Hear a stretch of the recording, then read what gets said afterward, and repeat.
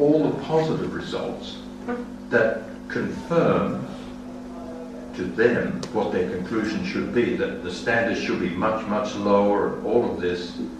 They never mention any of the negative studies, huge studies, well done, that didn't find any effect. They only pick out the small positive studies that are generally eliminated in a health risk assessment because the quality is so poor. And there, unfortunately, is a lot of very poor studies have been done in EMF because it was such a topical issue. A lot of universities will say, oh, we can look at this, and they'll not commit the proper resources or the dosimetry or the number of people that should be used to study the thing properly, and they come out with some strange result. That when other laboratories that are properly funded and do the thing properly can't repeat the study. But those positive results are just the ones that the activists pick out. And it's really unfortunate. National authorities,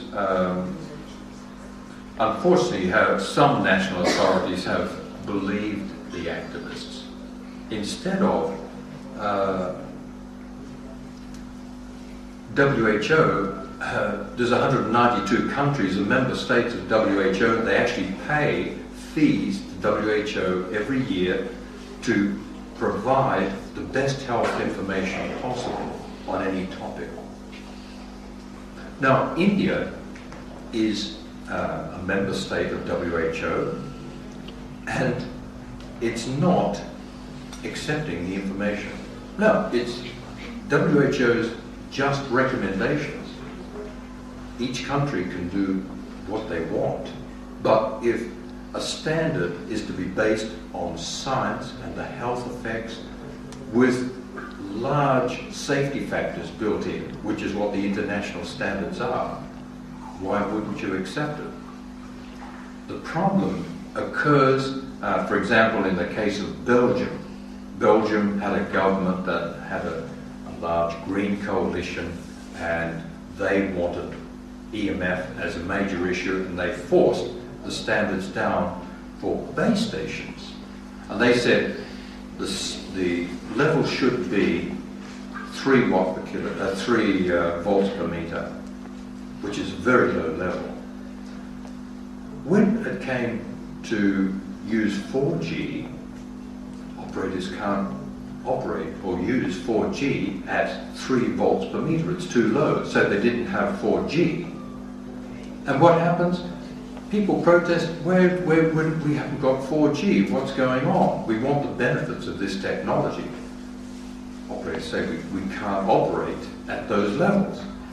So what does Belgium do? It doubles its standard. It says, okay, let's make it 6 volts per meter. How stupid is that? I mean, what was the basis of the 3 volts per meter to start off with? If you're doing it based on some number that's pulled out of the air, some ad hoc level, you have no basis for the standard.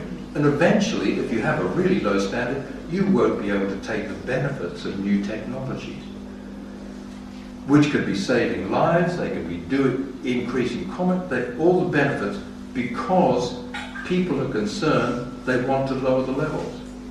In fact, there's been a number of scientific studies that indicate in those countries where you reduce the levels well below the international levels, hoping that this would lower the level of public concern, it had exactly the opposite effect. It increased public concern when they lowered those standards. And the reason is, people say, well, you know, they lowered the standard, there must have been a real problem. They only reduced it 10 times. Why didn't they reduce it 100 times? There's no basis for the standard.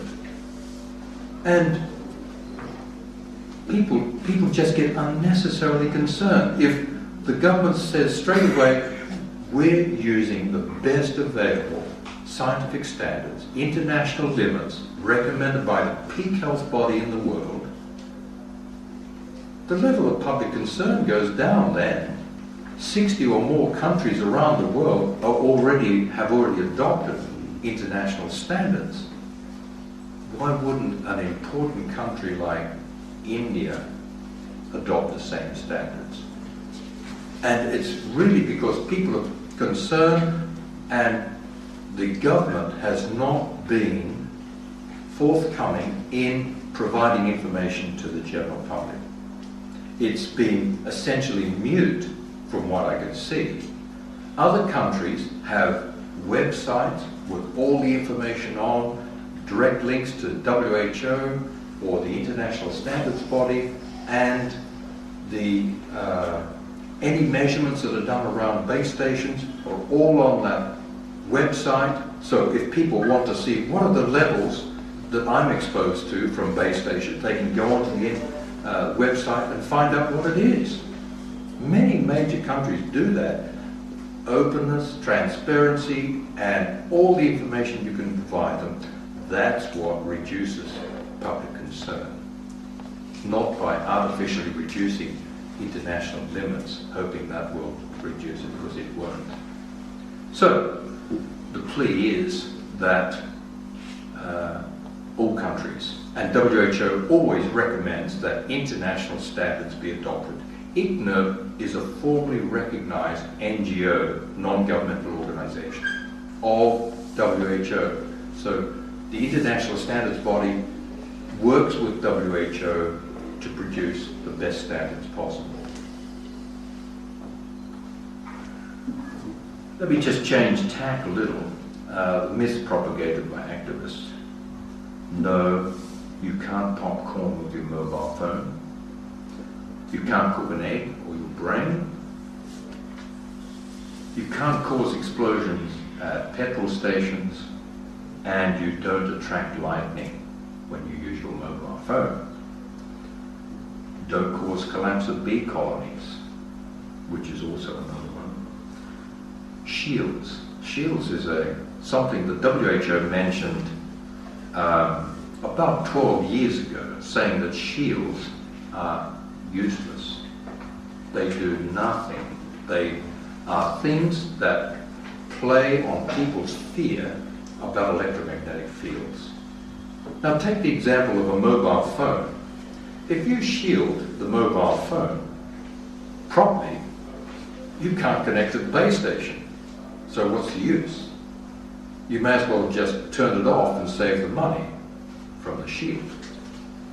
If the shield leaves a small part of the antenna, the base station ramps up the power to be able to connect to the base station. So what happens when you use your mobile phone with the shield on? You get a small area of much more intense RF field going into your brain. Where's the protective measure of that? There is no physical principle that's been found that you stick something on your mobile phone that's going to reduce any electromagnetic field. It just doesn't work like that. It's against all physical principle. If people are really worried about mobile phone use hands-free kits. Use the loudspeaker option, or text, or reduce your call time. WHO mentions all of these things in the fact sheets. If you're not concerned, like I'm not concerned, I just use the mobile phone as it was devised.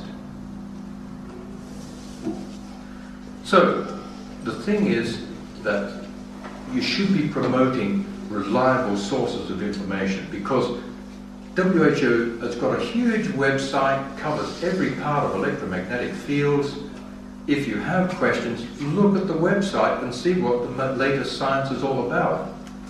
There's a number of others. The ICNIRP website, European Commission has got a special committee that looks at electromagnetic fields. The UK Health Protection Agency does reviews.